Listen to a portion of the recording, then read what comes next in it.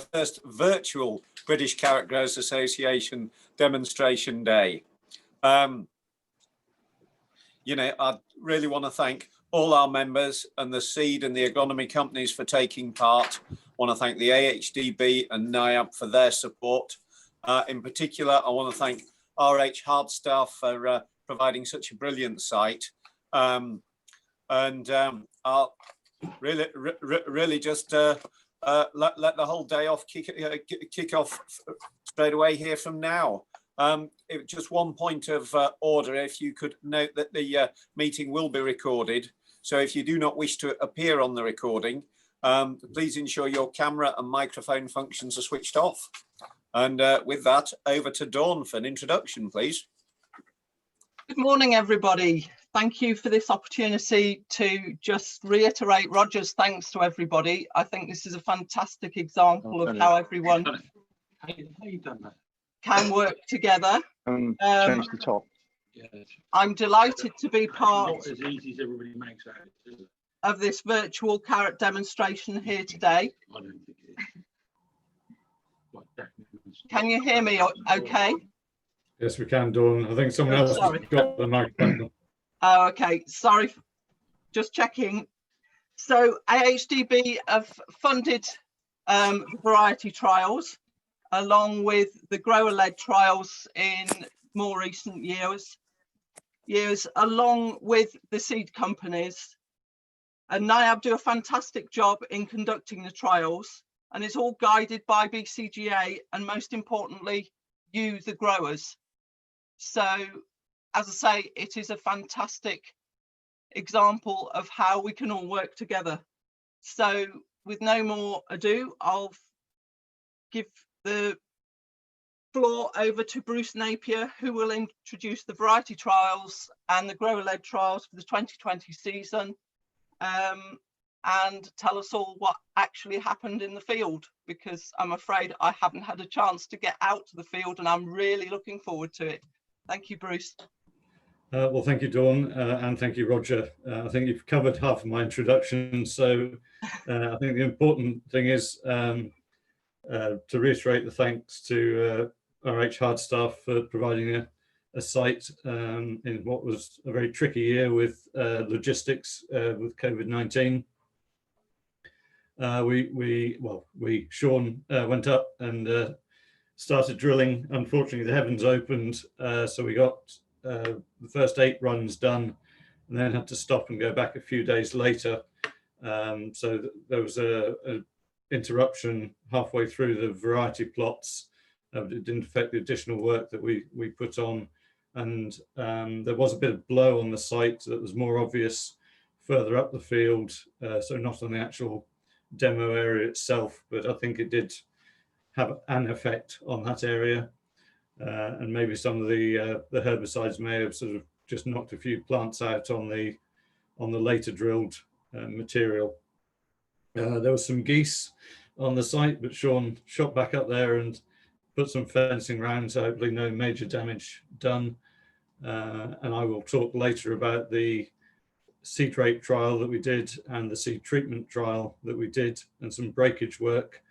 But I think most of you, the main focus of the day is obviously to talk about the varieties in the variety demo part. So I will hand over now to whoever's first on the variety side of things, and I'll talk to you later about the other trial work that we did.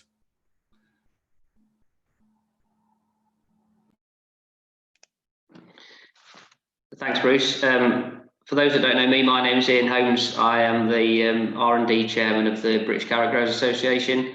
It's my job today to try and guide you through the various presentations that we have for us this morning.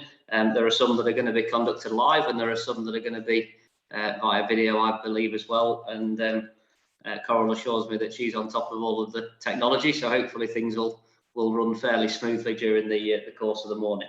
I would just ask people, if you can, while we've got people presenting or while watching the videos, if you could put yourselves on mute and also probably turn off your camera.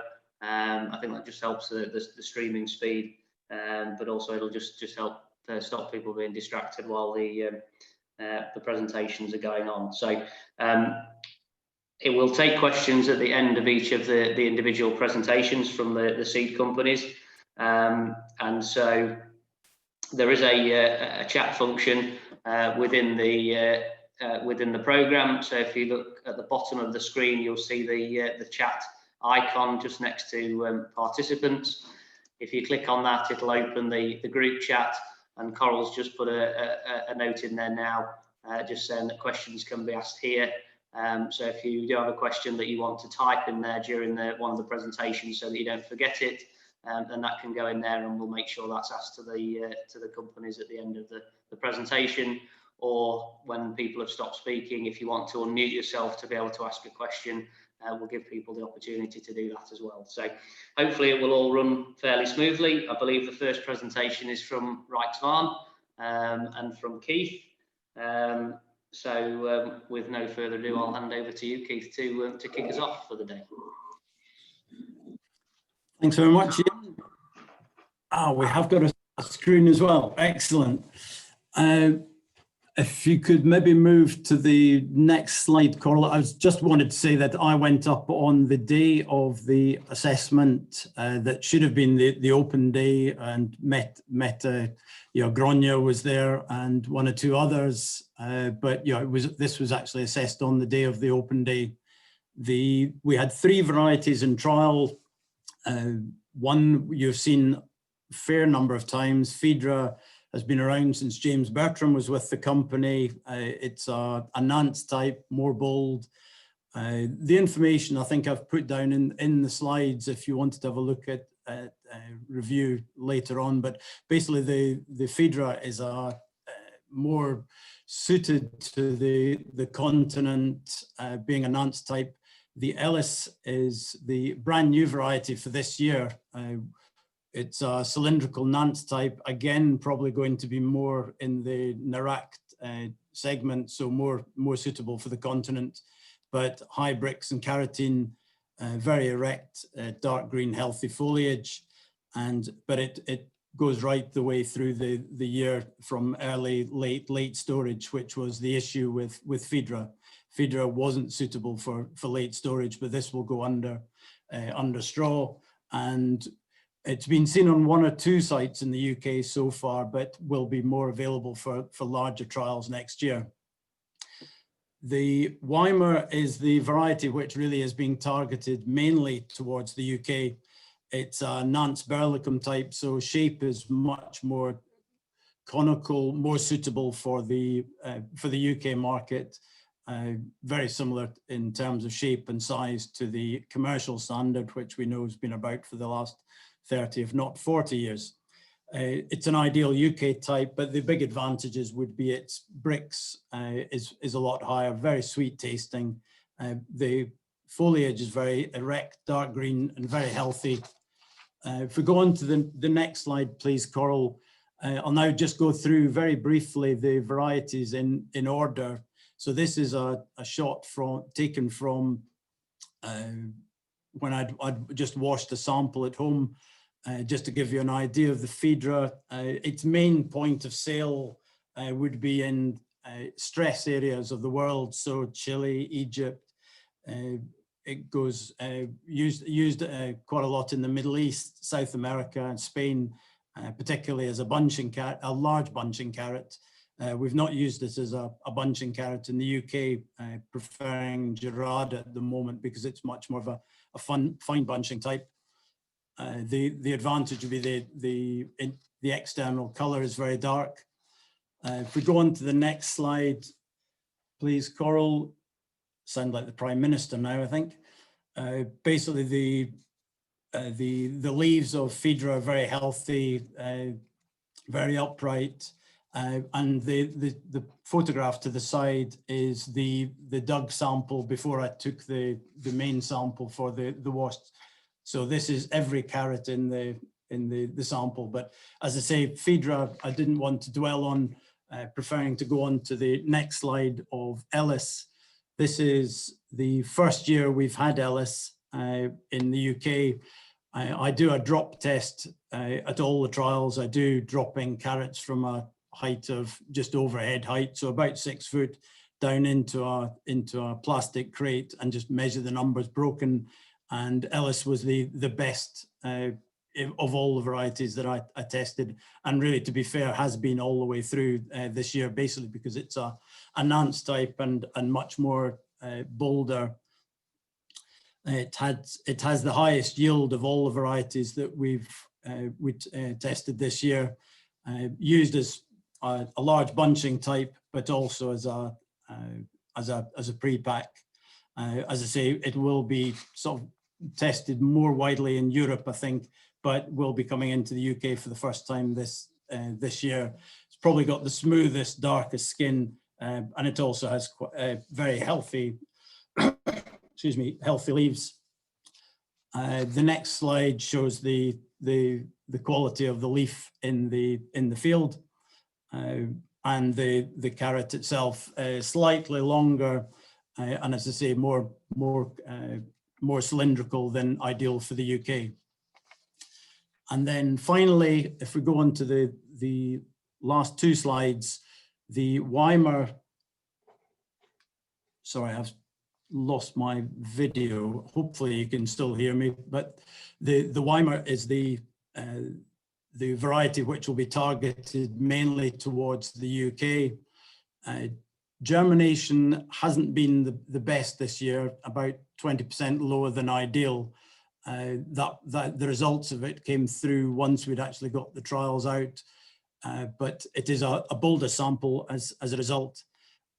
It's a Nance berlicum type, more conical, but the big advantages would be its very high Brix, which is 1 to 1.5% higher than the commercial standards. Very small internal core, very sweet tasting variety, and suitable for going completely through the season, and particularly for storage at the end of the season. If we go on to the next slide, that should show you the quality of the foliage is very healthy, and the slide to the side is of the washed sample, the dirty sample from the field. Thank you. That's my presentation. If anyone's got any questions. Thank you very much for that, Keith, and well done for persevering, having lost the video partway through. So, I've literally just picked up the video again. I was convinced no one could hear, and it was a bit garbled towards the end. My apologies. But yeah, if anyone has questions, the Weimar is the one. In conclusion, really, the Weimar is the variety that we're persevering with the UK, but the Ellis is there as an alternative. But yeah, thank you. And where are you up to with the Weimar in terms of seed availability, Keith? Whereabouts is that in the process? We've got trials ongoing throughout the UK this year. So Weimar we've had for a couple of years now in trial. So last year it was down as Reichswein New. This year we've got the name and the number. So anyone who's got trials in the field, it's 55414. And most of those are still to be harvested.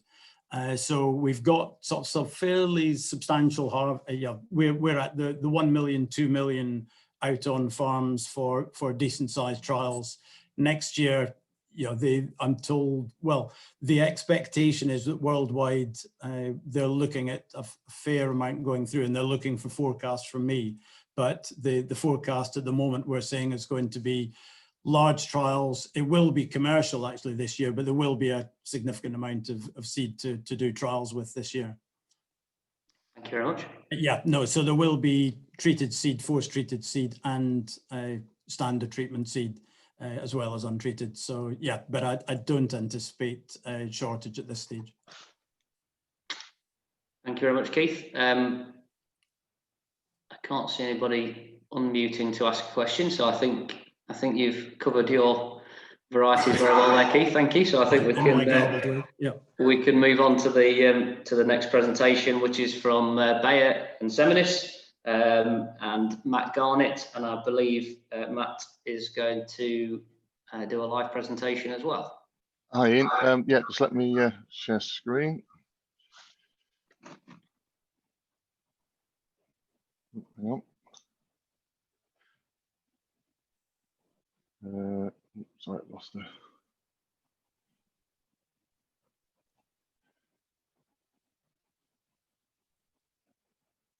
Is that there? Can everyone see that? I think it's just coming through, Matt. Now yep, it's there now. Yeah. So I'm sort of hoping that the technology works. I've got a few videos to show you. So I'll try to make this opportunity to introduce myself, mainly an introduction to myself, and sort of say Seminis coming back into the sort of the direct to grower supply. Sort of in recent times, Bayer, we've taken a strategy to change strategy to the grower. So over the last sort of previous sort of 6 months or so, we're moving towards a direct working relationship with the grower, and this is a Bayer strategy within vegetable seed that we're wanting to work closer to and closer with sort of our customers. So from my point of view, so this is me going forward. So I've recently moved from the chemical world. You may have known me on the sort of crop science side of things. I've been with Bayer for quite a while. So I've moved over to the sort of vegetable seeds as this was a bit of an interest of mine. And so there's my contact details. So my principal role within the Seminis side of things is to to look after and be a sort of specialist side of things in terms of carrots and onions. I will be also looking at other crops as well, but within the team, sort of my specialism will be carrots and onions. Also, within the team, so Duncan doesn't really need much introduction. So Duncan will be covering sort of the west and the sort of the north of the UK. So I think those guys who know Duncan's been around for quite a long time, but you guys know Duncan, but there's his details as well. So that's in terms of I say carrots. That's sort of the contact details for the UK. So, and I'm assured that this presentation is going to get sort of shown around after the meeting, and Cole has the copy of it. So I'm hoping now. I did have a practice run this. I've got a couple of videos, very short little videos of some from our breeding a breeder out in the Netherlands. So I'll hopefully click over and you'll hear this sound.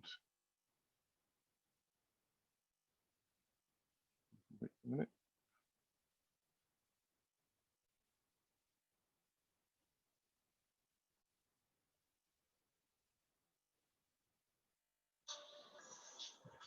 Can you hear that?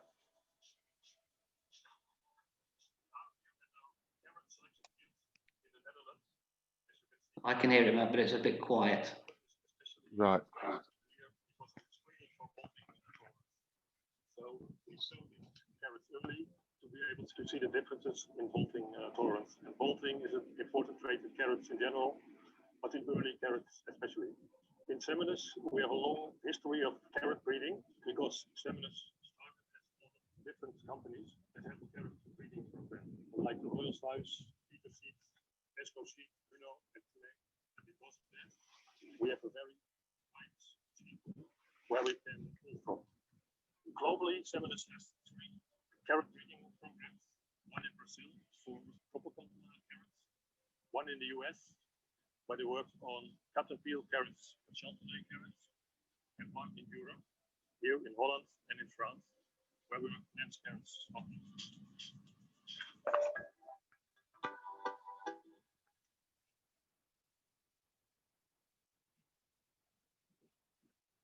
Right.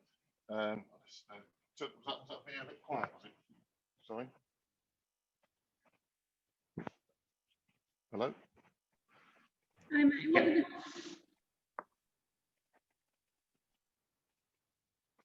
Let me just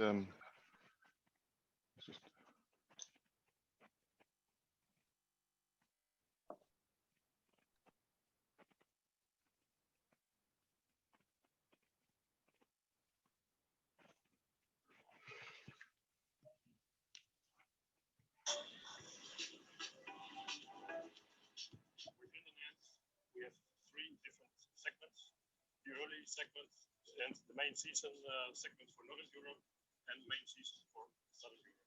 Important traits we work on in carrots. For early carrots, it's of course early maturity, wilting tolerance, very early sowing. For the early carrots, we have the variety Cavoda, which is very early. And we have a new variety Caruba, which is early and has very good wilting tolerance.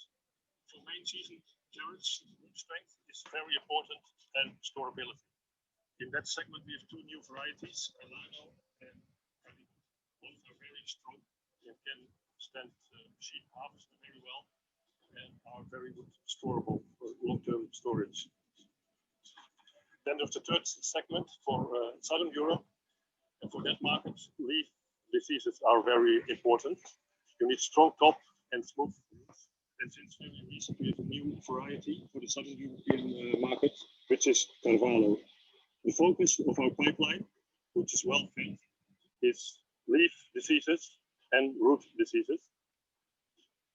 That's going to be an important trait for the near future, where chemicals are more and more under pressure and natural resistances are more and more important.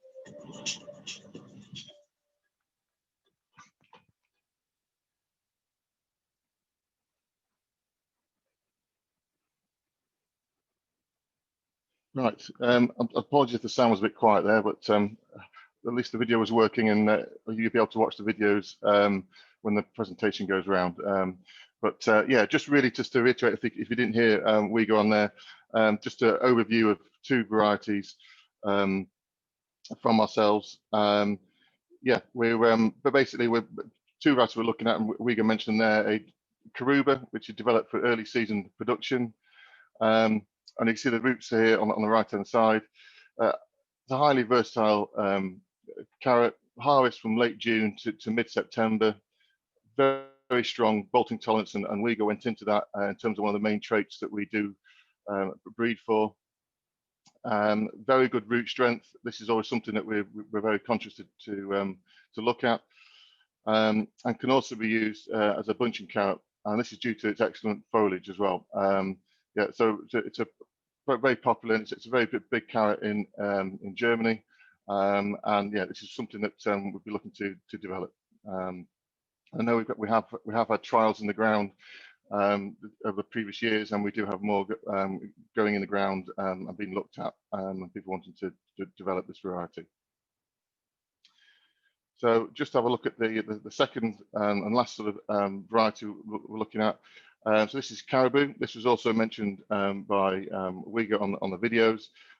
This is a variety for main season variety for storage. Yeah, so this is a new variety for the main season production. Again, this is very sort of popular across the continent, and they say we're looking to sort of develop it, and we have had trials in the ground over the previous years, and hopefully going forward. So this is a very dark, upright foliage, giving a good leaf and good strong canopy, and that is something that's a trait that we looked at with Uyghur, that's always looking at root and sort of top diseases. This is a very key focus. Smooth and uniform roots and very cylindrical shape. Now this is something that I've noticed just from my sort of just starting in this role, that looking at sort of the uniformity of caribou has been something that is very noticeable. Now that the high yield potential, and we said about the strong roots. So yeah, very high yield potential with some strong roots. And say again, breakage test has proven this again, that this is a strong carrot. So very brief, but I just it's mainly an introduction to let you know what our sort of route to market is now with Bayer and Seminis. The QR codes there for our new catalogue, which covers our full range of crops. And also please get in touch. And say Duncan, our details are on the slide there, and yeah, please feel free to ask us anything about any of our crops, and also in the catalogue. Thank you.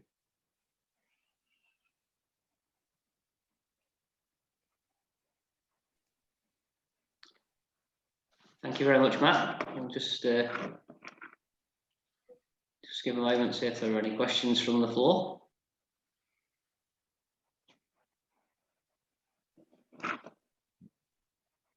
No, I don't think there's anything in the chat.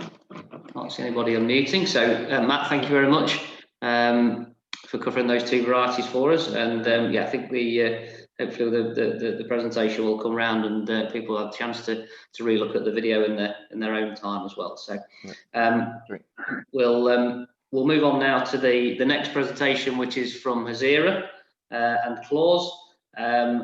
I believe there are two videos within this section, one for Hazira, Claus, and then for Vilmorin. And we have on the call, I think, John and Andrew from Vilmorin, and Nigel and Sean from Claus. And I think Mark's also on the call as well, if there are any questions that need to go in Mark's direction. So I'll pass over to the Hazira team and for Coral to sort the video.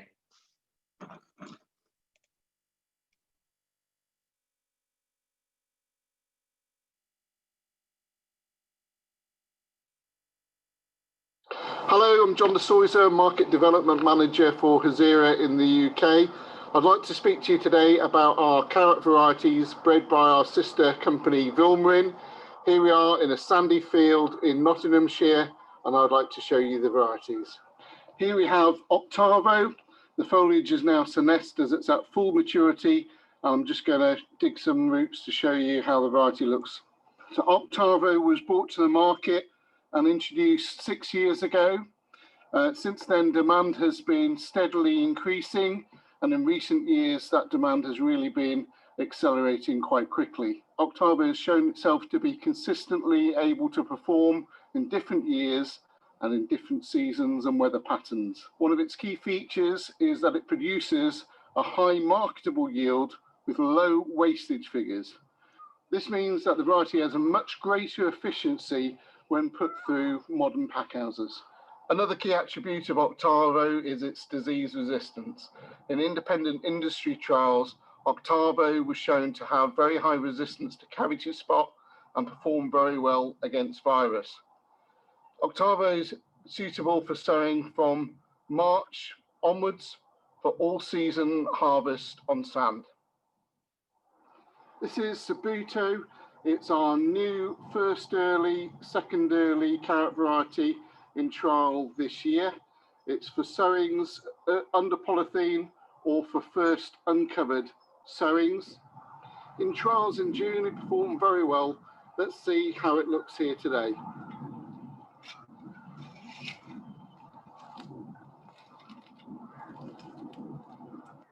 Subito trials assessed this year in June showed that the variety was much earlier than the reference. Yield was much higher, as much as 19%.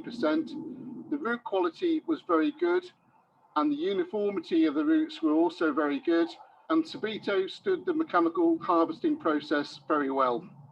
Subito has very vigorous and erect foliage, and as you can see on this site, it's also very clean. Here we have Eskimo. Eskimo is well established now in the industry for a number of years, and demand has been growing steadily year on year. Eskimo's key attribute is that it has a very high degree of frost tolerance and therefore has the ability to extend the grower's open field harvest period. In years when straw availability is restricted and the cost of straw is increasing, this is a useful part of a grower's armory. Eskimo still retains the other attributes that Vilmorin varieties are renowned for. It has very high resistance to cavity spot, performs well against virus, its tops are erect and healthy, and is good against diseases like sclerotinia. Eskimo is suitable for sowing through March and into the end of April, for harvest October until the end of February. For the later part of the market, we have Volcano. Volcano is a longer carrot and is suitable for growing on peaty soils where it will make the required length or any situation where more length is required. It has 4 key attributes. The root strength is very, very strong, meaning lower splitting and breakage. It has very high cavity spot tolerance.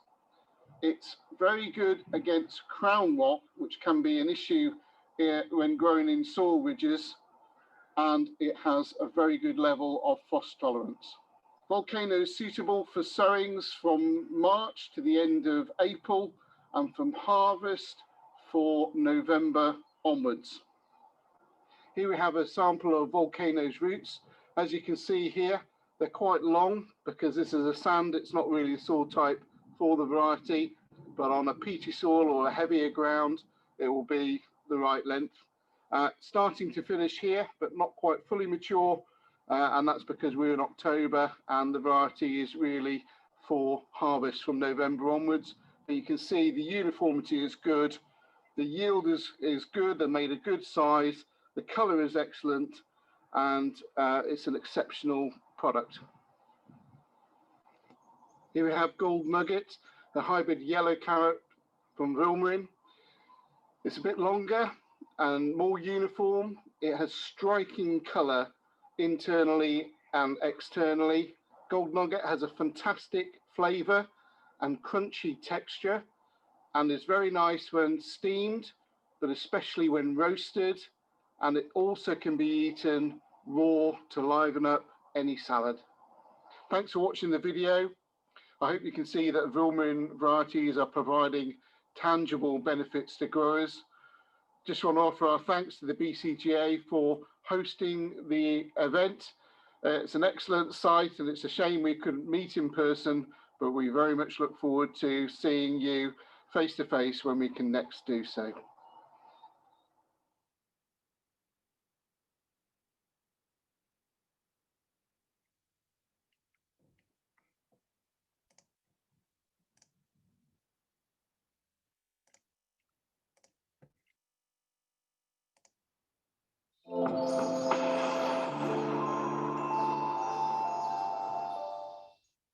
Hi, I'm Sean Leather. I'm the area representative for HM Claws covering the north of England and Scotland. And today I'm here at the BCGA demonstration field in Nottinghamshire on some sandy soil, looking at HM Claws' new carrot variety, Polydor. Polydor has been in development for a number of years, and during that time we found it's produced consistent and reliable results on different soil types. And this is creating a lot of interest from the carrot industry and carrot growers. Polydor's maturity slot is early main crop, and it can be sown from March through until the end of May. And we found it's best suited to bodied sandy soils, silt soils, and soils with higher organic matter.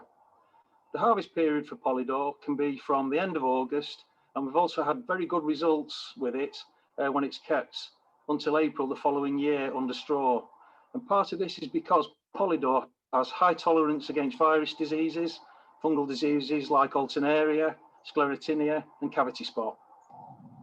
Polydor produces healthy, strong, dark green tops, and these tend to stay upright late into the autumn and even into the early winter. The advantage of this is with Polydor is that you maintain air movement through the crop and through the canopy, which helps prevent diseases, which are critical when you go into winter storage. Polydor produces uniform cylindrical, smooth skin roots, which give a high gross yield. It's also very strong against splitting and breakage. This is very important with mechanical harvesting, and when the roots go through to the pack house, you get less breakage. And combined with the fact that after washing, Polydor is good against silvering, it equals higher packed out product in the factory. In summary, Polydor provides flexibility when grown on different soil types from different sowing dates. Healthy tops which stay upright late into the autumn, good strong roots which have good disease tolerance, and high quality smooth skin carrots with good colour and good taste. And all this means improved pack yield.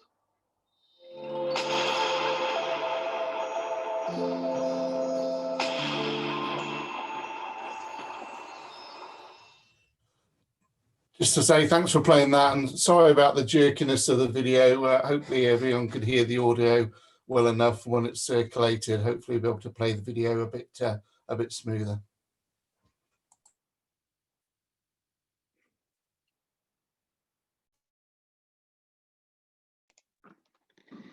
Thank you very much, John. And yeah, I guess the number of people on the calls possibly just affecting the streaming speed a bit, maybe for the video. But no, certainly the sound came through very well there. So I think we've got a good picture of what was going on in the trial there. So so thank you for that. Are there any questions for the Hazira Clause team?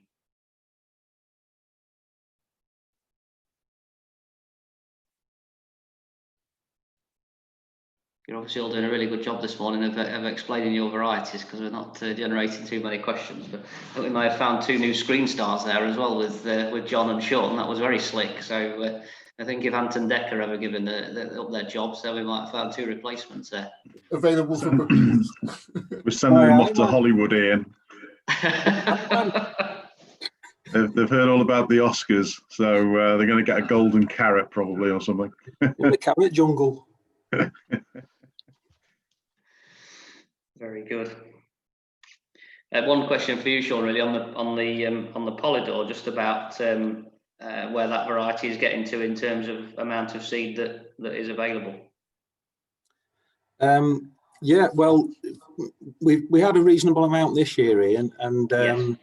there's going to be more seed next year, quite a lot more. So I think I haven't got the full details. I think Mark can probably answer that a bit better than I can at the moment. So I don't know if Mark would like to just comment on that. Yeah, I can jump in, Sean, no problem. Yeah, as those who have been working with Polydor know, that it's been a bit of a challenge to bring the variety to commercial. But Claus has spent a lot of time, energy, and resource on getting the seed crop sorted. So they produced quite a reasonable size crop in Australia, which was harvested back in the spring. And this was partly also in expectation that we would have issues around Brexit and getting seed into the country. So essentially, the seed that was harvested back in the spring in Australia has been in France, it's been processed, and we're expecting delivery of a fair amount of seed into the UK by mid-December. And the target was to bring it in before any possible problems around leaving with no deal, for instance, because obviously end of December, early January, it's right smack plumb in the middle of our main logistic season. So yeah, it's good news that we do have good availability, and our hope is that people can carry on extending their uptake and gain more experience with the variety. And it does seem to be doing a reasonable job around the country from what we've seen to date. So if that answers your question, Ian. No, that's really helpful, Mark. Thank you. Okay.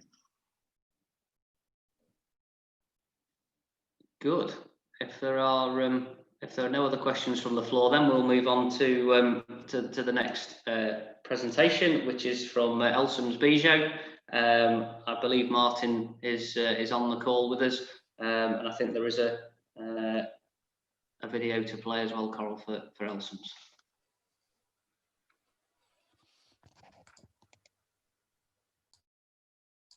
Good morning, everybody. Can you hear me? Yeah, we've got you, Martin. Thank you. Thanks, Ian. So, yeah, thank you very much for BCGA for allowing us to feature our varieties in this year's trial again. So we just move on to the next slide, please, Coral. So as we've, for obvious reasons that we've already discussed, 2020 has been a very different year.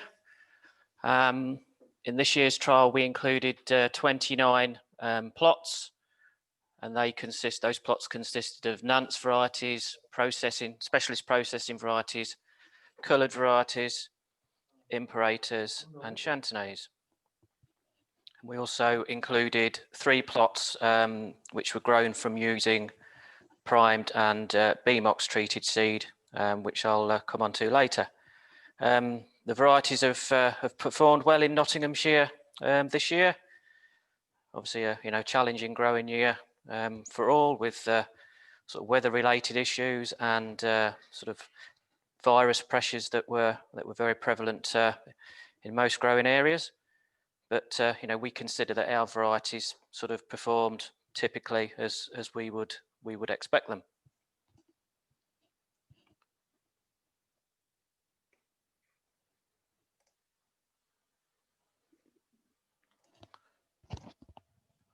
think we have a video coming up now that we took at the trial.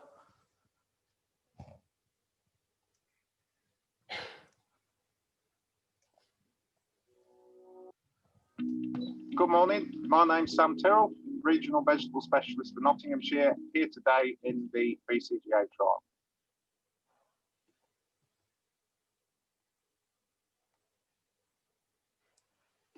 We're going to give an overview of the key highlights of our 29 varieties in the trial because, as we all know, the trial couldn't happen this year because of the coronavirus pandemic. This is Norwich.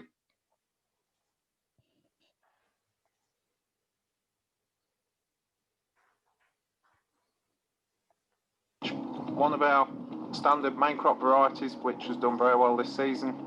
This variety is most suited to second early main crop production. Very bulky roots, high yielding, ideal for top lifting, and performs very well.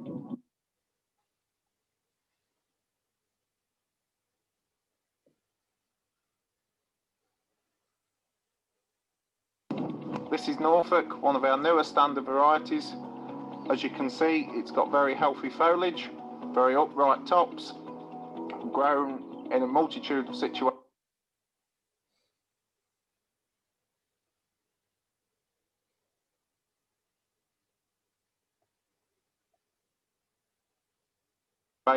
From second early through to main crop and under straw.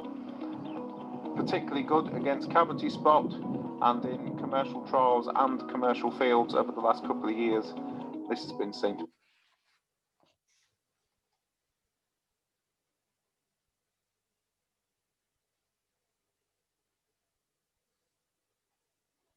Be the case. This is Nazareth, one of our newer varieties to the range, most suited to main crop stroke late main crop production. We've also seen in trials it's suitable for early production. As you can see, the tops are very healthy.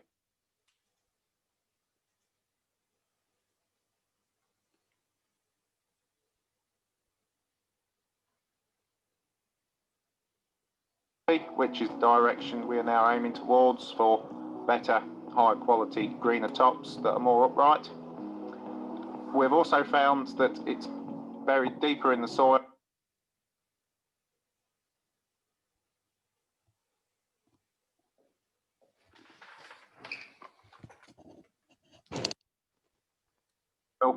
Which is more suitable for crops that go later into the winter and offering an element of frost protection.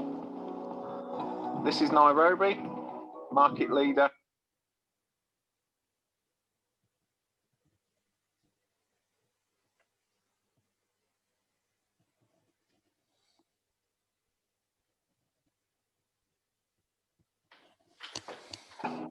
For a number of years, a very versatile variety suitable for a range of production periods, production sites and production types, suitable for processing, main crop.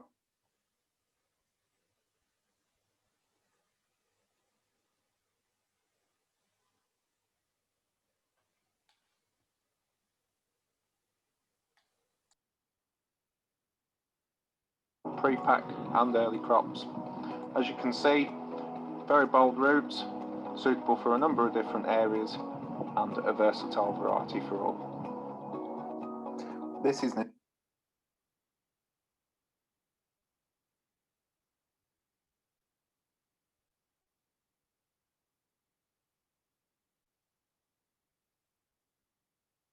Tuna, a continental Nance variety. Most suited to growing on heavy sand and peat soils, so particularly suitable for production in areas like Lancashire. Very smooth, attractive roots with a high pack out.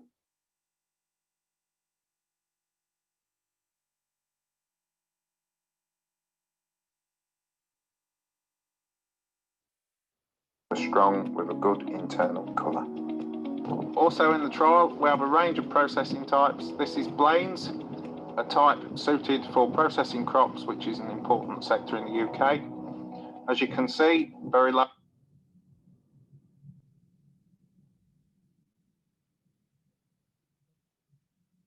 roots, good internal colour, good tops, and in commercial trials we have seen that it grows particularly well in the soil with less green shoulders compared to some of the Berlicum types that do this. As well as the standard portfolio of orange carrots that we offer, we also offer a range of speciality types.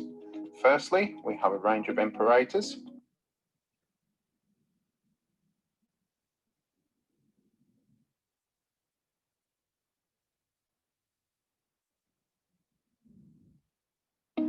We also have a range of Chantonnets. We also have varieties suitable for mini snack production such as Amsterdam types. We also have a range of colour varieties such as a rainbow variety, a yellow variety,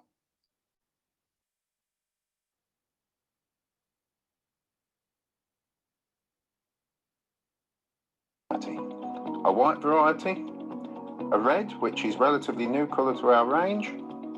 We also have two types of purple, one being purple fruit,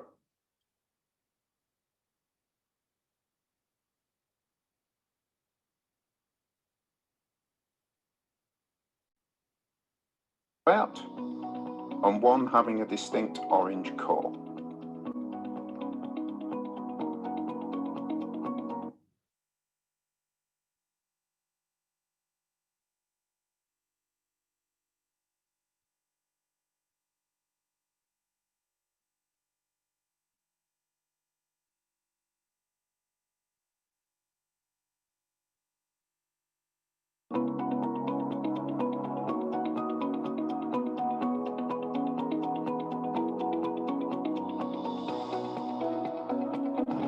Thank you very much for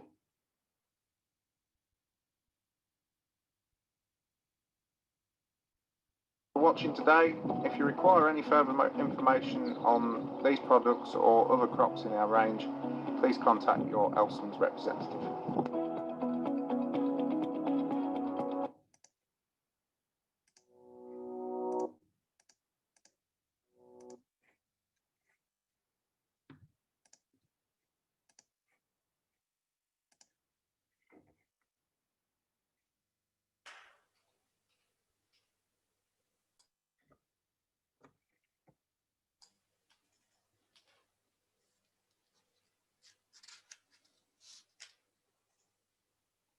So obviously some issues there with the speed of the film, but hopefully you know that'll come out a bit better in the recorded version. So what Sam was talking about there during the video, I'll just sort of summarise that. I would just pick out some of the sort of featured varieties from the range. Norwich, which you know, most of the growers will be familiar with Norwich now. Been a sort of widely grown and reliable and versatile variety for a good number of years now. Produces bulky, strong and attractive roots with very high yield potential. I mean, we recommend Norwich for sort of lighter sands or sort of loamy sands, and you know, performs well in sort of all parts of the country. Norwich has good upright foliage, which is suitable for sort of top lifting later in the season. Around 4 to 5 days, generally early maturing than Nairobi, and can be also field stored for a short term, probably until February, March. Thanks, Coral. And then Norfolk, mid-season maturing, becoming a very popular and important variety now for UK production. High resistance to cavity spot, very vigorous, healthy and upright foliage. Produces attractive roots.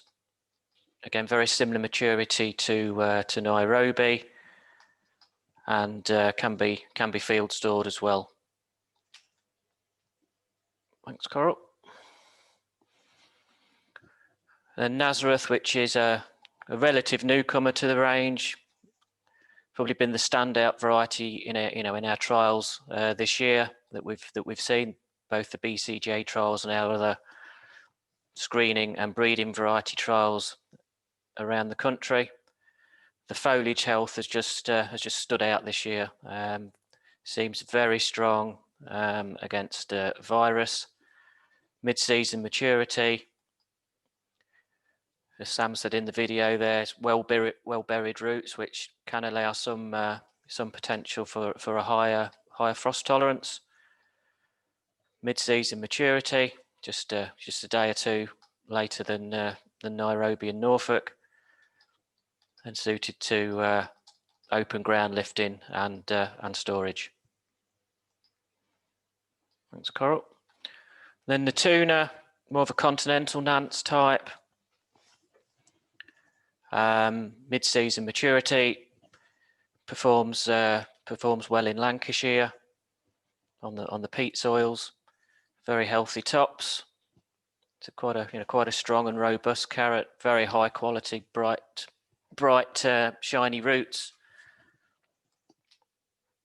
And yeah, again is suitable for quite a wide production period. Thank you.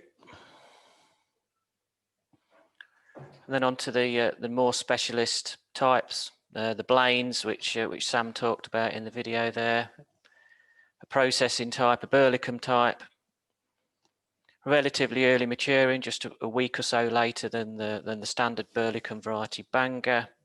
Very nice foliage, very healthy, upright, vigorous, high yield potential. Probably 10% lower yield in potential than Bangor, but the benefit of Blaines is it grows lower down in the soil, so you do get less green shoulders that you can sometimes find on the Bangor. Quite a wide sowing period and harvest from the early summer right through until sort of the winter. Thank you.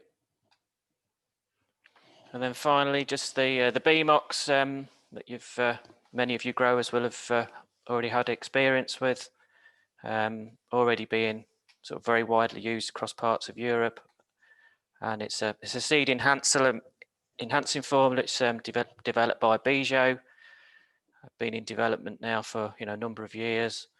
Can offer benefits in terms of growth at an early stage, uniformity, vigor, can aid crops during particularly stressful growing conditions, such as the sort of early part of the season when soil conditions aren't always the best. And it can offer benefits in terms of increased uniformity, higher pack out, and higher overall yield. BMOX is available on prime seed. Okay, thank you very much.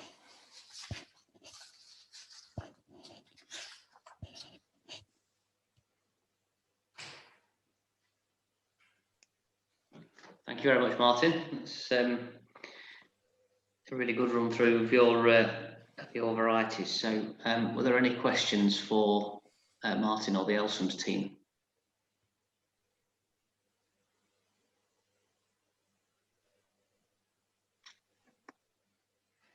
Can't see anybody coming off mute. So, Martin, thank you very much. Thank you. That's a really good run through. Appreciate the contribution, and again, hopefully, as you say, the video will be available again afterwards. So we'll move on to the final of the variety presentations this morning, which is from AgriSeeds, and I believe we've got Ian Young on the call to answer any questions. I think there's a video to play first for the AgriSeed team.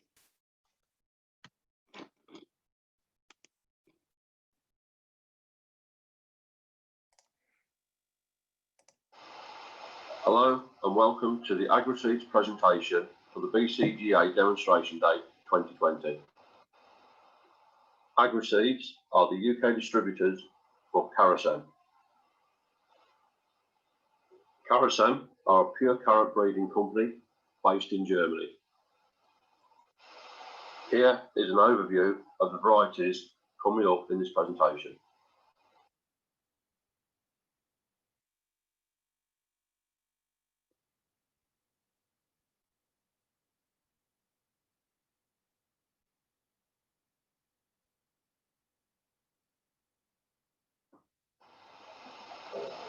K-Top F1 is an early Nance variety.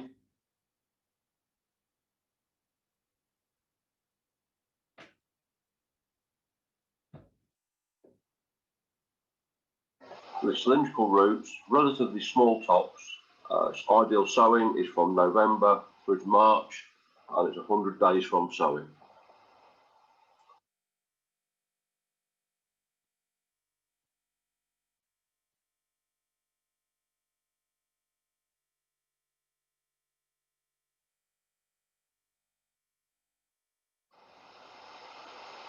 Calibra F1 is an early Nance variety.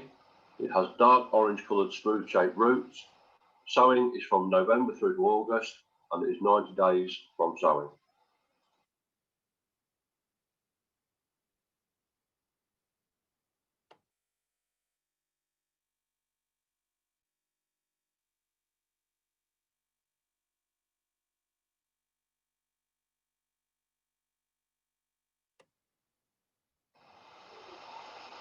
Caravel F1 is an early Nance variety with cylindrical roots. It's fast growing, has strong tops. Sowing is from May through to June and is 105 days from sowing.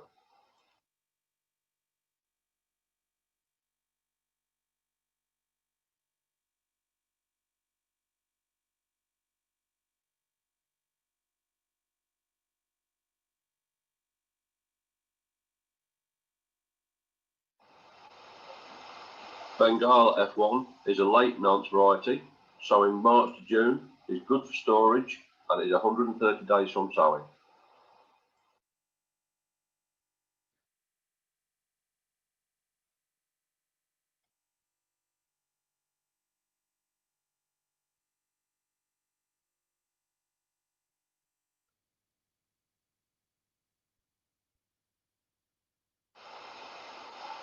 Verdina F1 is a Nance variety. Sowing is from April through to May. Relatively long roots, strong tops, and is 130 days from sowing.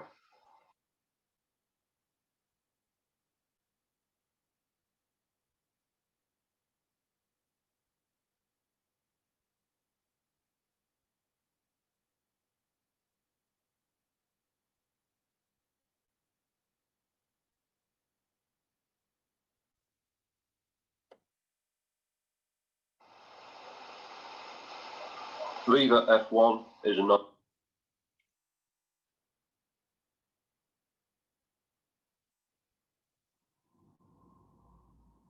variety.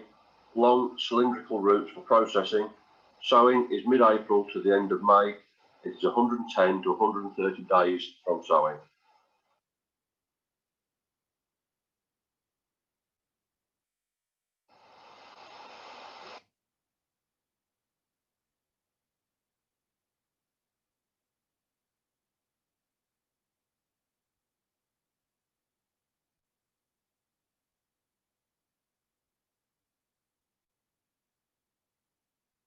CA12329F1 is a Nance variety. Sowing is from March to May. It is a mid-early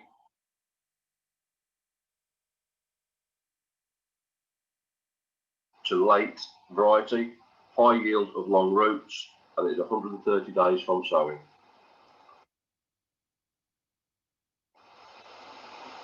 My name is Ian Young. I can be contacted on 07506 09962, or I can be emailed at ianyoung@agriseeds.co.uk.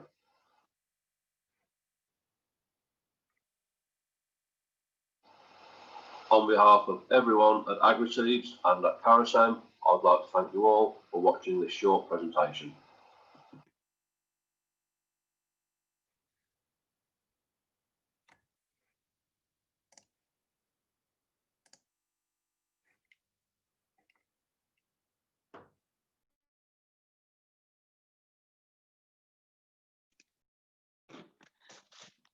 Excellent, thank you very much. Ian, I think you're on the call. Is there anything you would like to add in addition to what was covered in the video?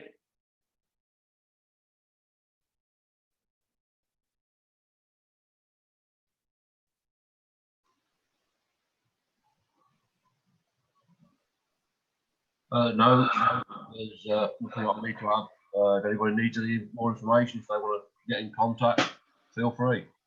Sorry about the buffering on there.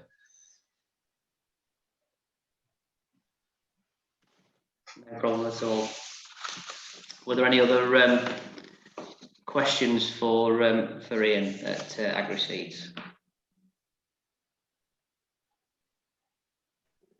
No. Okay. So I think that concludes the variety trials. There were also a number of agronomy trials on the site this year as well.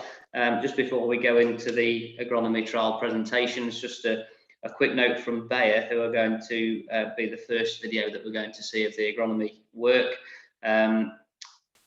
They would like to just pass on apologies they couldn't attend the BCGA meeting today in person.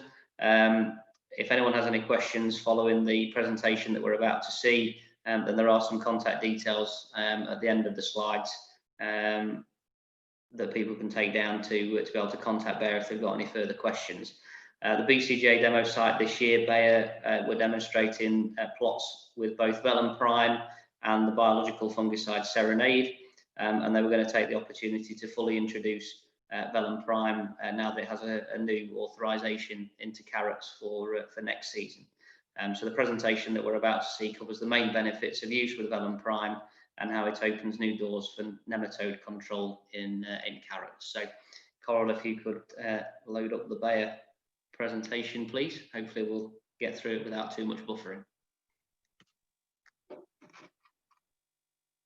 Development for Roots and Horticulture at Bayer Crop Science. In this presentation, I'd like to take the opportunity to introduce you to our recently authorised novel nematicide Velum Prime for use in carrot crops. I'm going to run through the product profile, its main benefits of use, and show some efficacy data we have generated over the past 8 years. So what is it? It's a liquid formulation of fluopyram, which is classified as a fungicide by FRAC. It's an SDHI. So it's active against free-living nematodes, whether that be root knot nematode or free-living, and has incidental effect on sclerotinia control. It works by inhibiting energy production in mitochondria, causing paralysis, then death of juvenile nematodes. It's applied at 0.625 litres per hectare in 200 to 500 litres per hectare water rate. The application is to be made to the soil and then incorporated to a minimum depth of 10 to 20 centimetres. Velum Prime is to be applied between February and June, up to a maximum of 72 hours prior to drilling. It has favourable toxicological and ecotoxicological profiles with no harvest interval and therefore huge interest from the food chain. So just to run through the 8 main benefits of using Velum Prime as your nematicide choice. Firstly, Velum brings a brand new mode of action for nematode control. It's an SDHI which inhibits energy production, causing paralysis and death of juvenile nematodes. Over the past 8 years, we have conducted 19 replicated trials, as well as grower strip trials, where we have seen comparative results to the current commercial standard, Oxymel. This is both in terms of a reduction in damage associated with free-living nematode and yield protection, both total and marketable yields. Velum is easy to use and can be applied using existing kit. It's applied at a low dose rate of 0.625 litres per hectare, which saves on refilling time in the field. As well as its nematicidal properties, Velum has an on-label approval for incidental sclerotinia control, where we have seen a 32% reduction in sclerotinia incidence post-harvest compared to untreated carrots. This 32% reduction comes from a soil application of Velum only, with no follow-up foliar fungicide applications. There is the option to co-apply Velum with Serenade, which is a unique bacillus strain, QST713. Serenade currently has an EMU on carrots, but we are hoping to get full label authorization ahead of use next year. The two products complement each other, with Vellum reducing levels of root damage from free-living nematode grazing and Serenade forming a biofilm around the roots, preventing Pythium infection. The application of Vellum offers flexibility to growers. It can be applied through your farm sprayer or by liquid application equipment fitted to your bed former or bed cultivation. Vellum must be applied, incorporated to a minimum depth of 10 to 20 centimetres, and then the field subsequently drilled within a 72-hour window.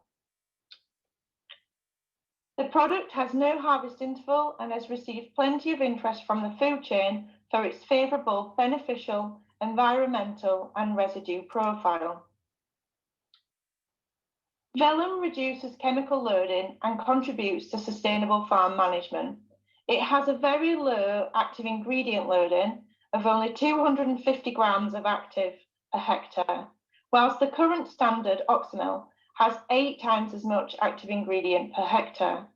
There is also practical implications of storage, transport, and return of ecolite packs, which you won't get by using Vellum.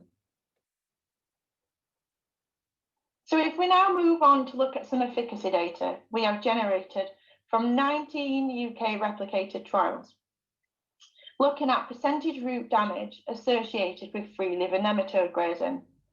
In these trials, damage was classified as unmarketable roots. These were roots that were showing typical nematode damage, such as fanging or stubbing. You can see here that the average damage in the untreated and therefore unmarketable carrots was 27%. By using Vellum, damage symptoms from nematodes was reduced by 7.5%, showing significant marketable yield protection. Applying these results on a 100-ton per hectare crop of carrots, Vellum increases marketable yield by 7.5 tonnes per hectare. So taking an average on-farm price for Vellum and a current packing carrot price, there is a significant return of investment. This year, we looked at Vellum application in a commercial grower strip trial scenario in East Anglia. The site targeted known high free-living nematode pressure, and we saw significant marketable yield improvements by applying Vellum. The pictures on the left show the whole sample lifted from each treatment, whilst the pictures on the right are 100 randomly selected carrots assessed for fanging and stubbing, typical nematode damage symptoms. Both sets of pictures are split into marketable and unmarketable categories. In the untreated beds, we saw a reduced total yield and only 57% of the sample lifted was marketable. Out of these marketable carrots in the untreated, there was also a very uneven distribution of carrot size. The Vellum treated beds increased both total and marketable yield, with a 37% increase of marketable yield over the untreated. The marketable carrot size distribution in the Vellum plots was also a lot more even when compared to the untreated. Finally, if we now take a look at Vellum's incidental contribution to Sclerotinia control, Bayer has conducted 10 UK replicated trials where we have assessed Sclerotinia incidence on roots post-harvest. In the true untreated plots, Sclerotinia incidence averaged at 55%. As you can see from the graph, there was a 32% reduction in Sclerotinia incidence from a soil application of Vellum only, with no foliar fungicide applications. This is significant disease control when compared to 4 foliar fungicide applications, giving around a 50% reduction. What does need to be taken into account, though, when applying Vellum is that it should count as one of the total foliar SDHIs applied to the crop. So where Vellum is being applied, the first foliar fungicide application made to the crop must not be a member of the SDHI group. If you have any further questions or want any more information, please don't hesitate to contact one of the horticulture team at Bayer, either myself or Jack Hill. or you can find the full list of our local technical managers on the Bayer Crop Science website. We look forward to hearing about your experience using Vellum next year, and I thank you for your time.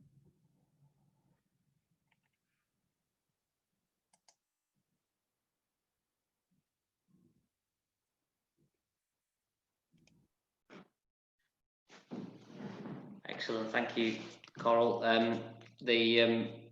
We're still awaiting actually news from CRD/DEFRA about Vidate and whether that is going to be reapproved for 2021 use. We're getting pretty close to the wire now, and so the introduction of Vellum looks like it could be quite timely.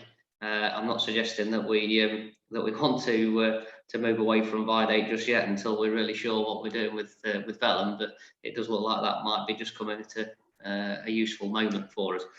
There isn't currently any approval for Vellum on parsnips, but we have asked Bayer to look at that, and so they are doing some work at the moment to try and get that use extended onto parsnips as well as carrots. Okay, that takes us to the last of the presentations on the agronomy trials, and so I'm going to pass straight over to Bruce to take us through the work that's been done at the variety side this year. Thank you, Ian. I shall endeavour to share my screen.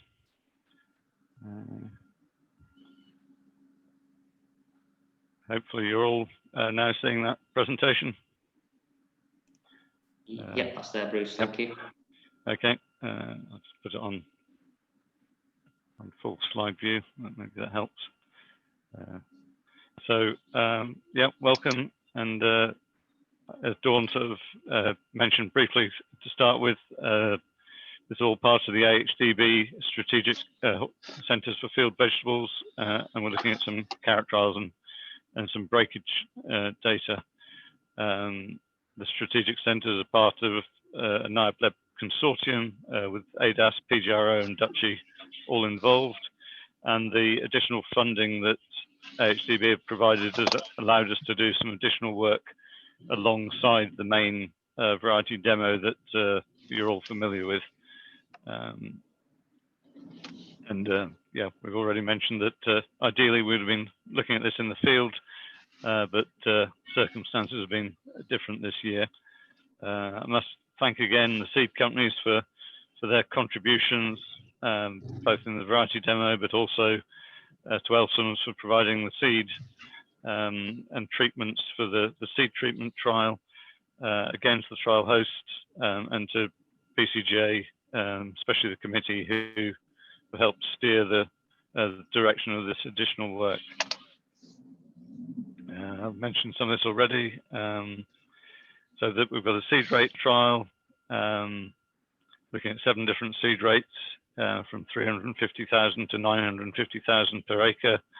A seed treatment comparison trial, looking at BMOX, primed and WACIL against each other.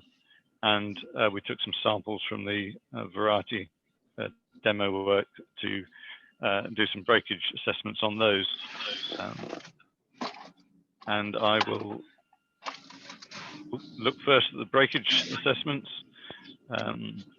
This has pretty much matched some of the claims that people have been making, which is always nice to be able to verify that. So you can see here we've got a good range of material. For those of you who are colorblind, I've probably chosen a bad selection of colors, but I've highlighted the Nairobi towards the bottom of the list there, having 4% breakage in both 2019 and 2020. And I've also listed varieties that either performed as well as or better than Nairobi. And as we can see there's really a good selection of varieties across different seed companies for you to select from. The 2 at the bottom were only in one year each, so I haven't got comparative data. But we selected sort of 50 varieties each year. I think it was actually 50 in 2019 and only 46 or 48 in 2020. But as you can see, there's a good dozen. So best part of a quarter of the material that we're seeing in trial is good for. It doesn't have very bad breakage, and that used to be the reason why Nairobi was favoured over other varieties. I think the term was that you could throw it at a wall and it wouldn't break. Well, there's others you can throw at the wall as well. So we'll continue perhaps to sample the variety trial over future years, so we can keep feeding this information through. On to the seed rate trial. I mentioned the rates in acre per acre. I don't know why that hashtag's there. And new money, I've done that in seed rate per hectare. As I mentioned in the very early introduction, rain stopped play before we sort of actually got to the seed rate trial, and there was a fair bit of blow on the site, and maybe the herbicides sort of with the farm crop being drilled slightly earlier than the trial. I think it was about 4 days earlier actually. We may have lost some of the population due to either herbicide or blow damage, and it seems to be the higher rates have been affected more. So some of what we were hoping to show in this trial has been lost from the nice straight line. This first graph just shows the percentage of establishment we had on each of those rates. Then on to the actual the meat of what we were trying to achieve.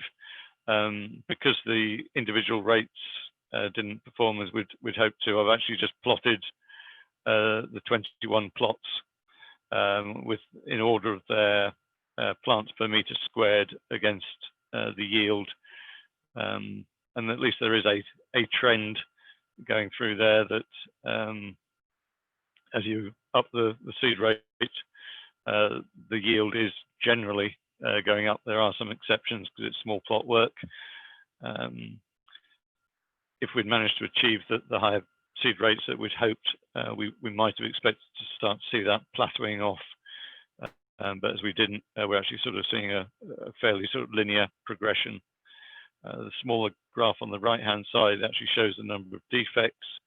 Again, these are small samples, so I haven't split the categories down on the individual defects, because I think then you'd lose the general message, which is that we're seeing more defects at the lower and higher rates, and sort of in the mid-range we're seeing fewer defects, and that's also part of the story, is sort of finding that sweet spot that you sort of get the yield but don't get too many outgrades. So I think I'll be sort of discussing this further with the BCGA committee after this initial sort of set of presentations, to see if there's anything else we can either tease out of the data or look to do again at some future stage. See, treatment trials. So thanks again to Elsons for providing some a single variety from a single seed lot, and treating some with BMOX, some with Wacol, and priming some of the other. On the left-hand graph is the sort of development through the season, and as we can see, the BMOX, the blue bar, sort of certainly seem to get away very well through the sort of early part of sort of June and July, and sort of primed and Wacol are fairly similar. Prime just edging ahead on most occasions, but the yield data on the right-hand side actually giving a different story than we might have expected, with the primed actually being slightly ahead on the BMOX and Wacol, and those, the Wacol and BMOX, were pretty much neck and neck. I think it was 0.2 of a ton per hectare difference, and one of the Wacol plots had got a fair number of rots in it for some reason. So this was a look-see, and to get better results, we would have had to sort of done more replicates, but it's an interesting story nonetheless, and I think you wouldn't be applying any of these individually. But it does show that sort of the BMOX and priming can sort of be very helpful as part of the armory against what the season throws at you. And that really is just a very, very brief summary of those 3 sets of trials: the seed treatment, the seed rate, and the breakage assessments that we did. There is plan to do additional work next year, and here's some of the ideas I've heard thrown around. We're not wedded to any of them at the moment, and the committee will be discussing this sort of later today and probably over the winter to finalise some additional work that we can do with the money that AHDB's provided. So there's the opportunity to repeat some of the work we've done, maybe do more reps, focus in on a particular aspect. I know crown rot was mentioned. I can't remember who it was, unfortunately. It'll be in my notes somewhere. Yeah, but there's some people claiming sort of either resistance or tolerance to crown rot. So maybe with the loss of fenpropamorph going forwards, there's some merit in doing some work on that. Biostimulants are always mentioned in the mix, and aphids and virus resistance or sort of tolerance are also sort of very important. But if you do have any ideas, now is a good time to throw them into the mix, or talk to Ian Holmes or Roger or anyone on the BCGA committee, and we can sort of bandy those ideas around to see sort of where's best to spend the what's effectively your money. So thank you. So that was a bit of a whistle stop tour, but I'm sure you're done listening to people this morning.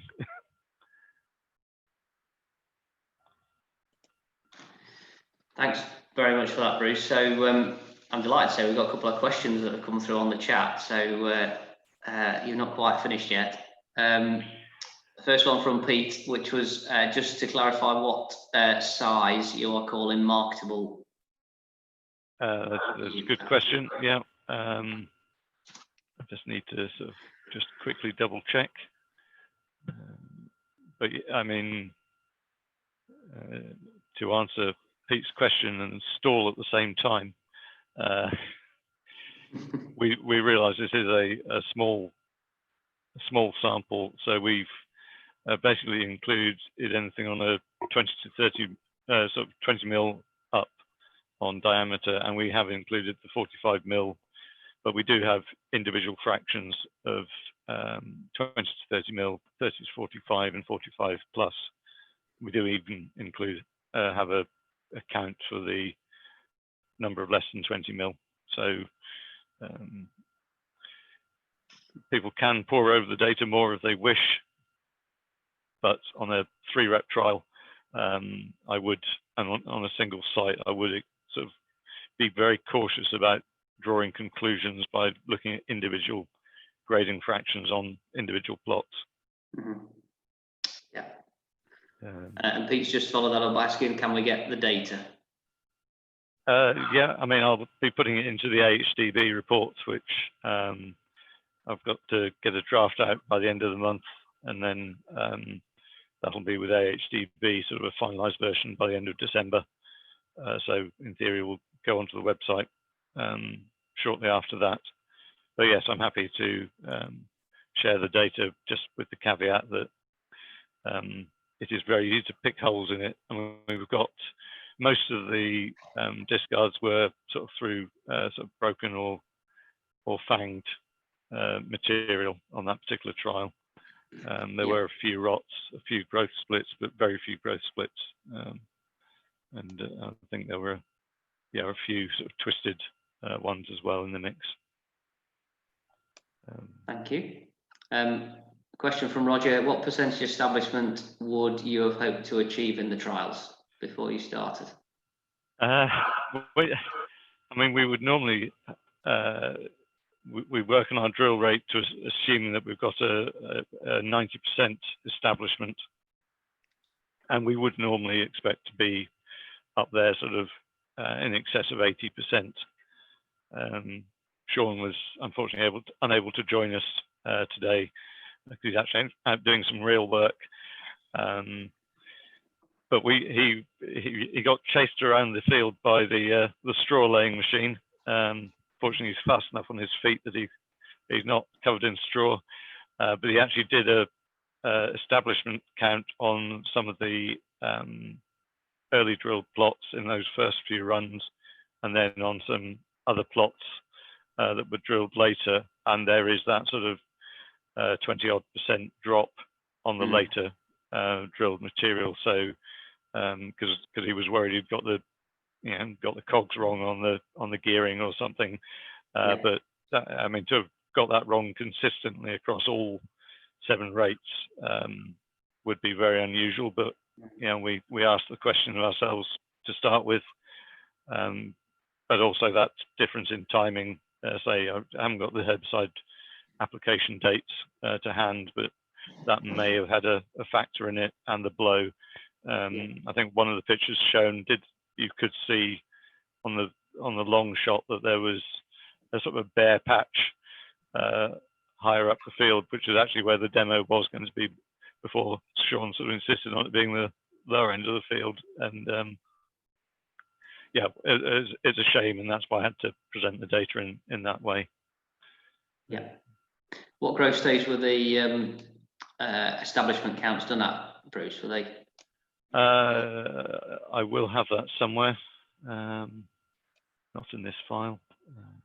And just related to that, Pete just asked, was there a growth stage difference in the seed rate when the herbicide went on? So because the higher seed rate could have meant smaller plants. Yeah. I had the file open yesterday.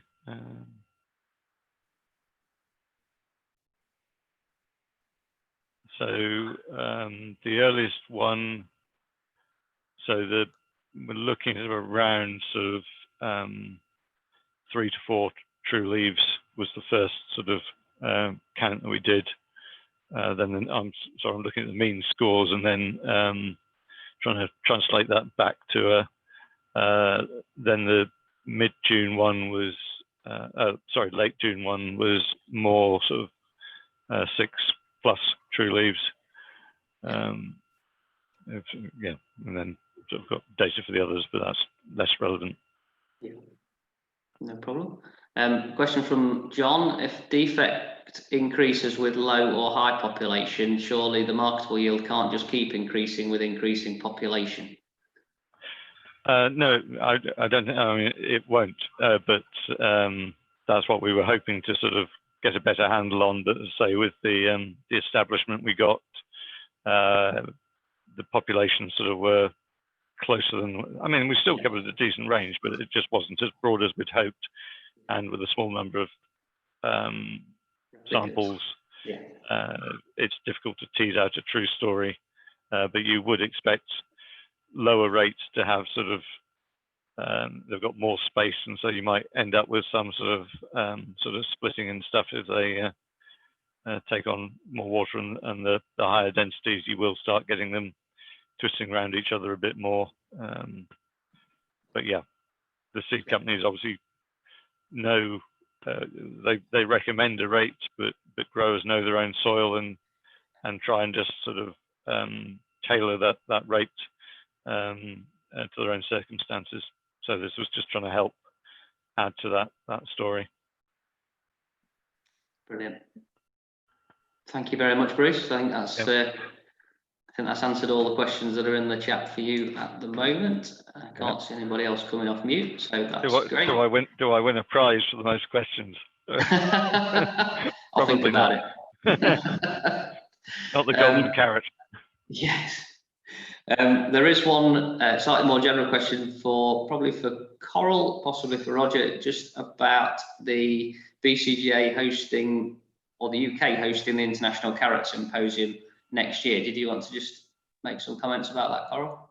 Yeah, so we on the bid to host the International Carrot Symposium next year, being just in York, just a couple of days before the BCGA demo day. So it's a 2-day event, heavily scientific and technical focus, but it should attract speakers and guests and different companies from across the world to come and talk about carrots. And then, yeah, also those visitors will also be attending the demo days as well.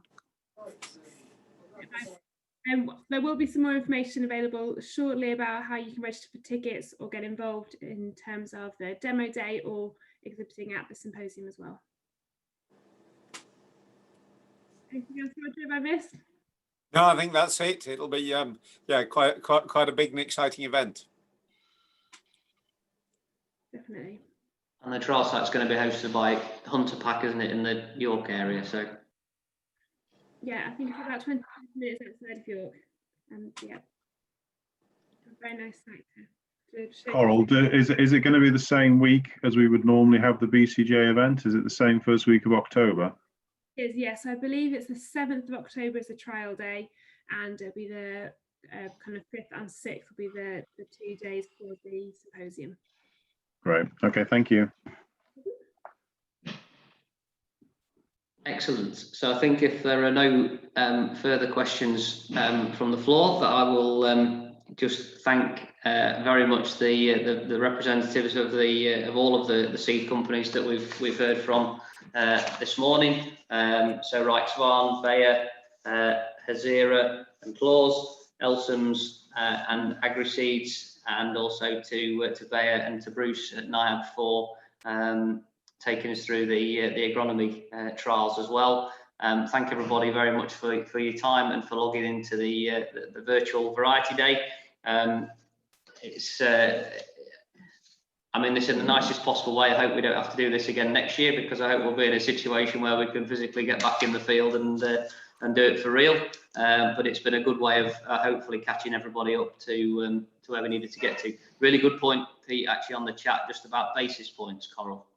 Yeah, they'll be sent out shortly. Basically, either email me and I'll send an email to remind you, because obviously because of COVID you can't send a piece of paper, so we'll literally just take your details down and apply for it directly. Brilliant. And we'll also, if you are a member of BCGA, you can get 2 points just for being a member. So yeah, I think most people have applied for that now, but just in case. That's great. Thank you very much. So yeah, so that concludes the variety demo call. There will be in about another 10 minutes time or so an opportunity for the R&D committee to discuss the trial work, to start thinking about the plan for trial work for 2021. We're going to end this call and boot everybody out, I'm afraid. But for those who are in the committee, the R&D committee, you'll be able to log back in using the same details as for this call in about 10 minutes time. So once again, just like to thank everybody for joining. Thank you, Coral, for making it run so smoothly, and hopefully we'll see everybody soon. Thanks very much. Okay, thank you. Much appreciated. Thank you. Bye.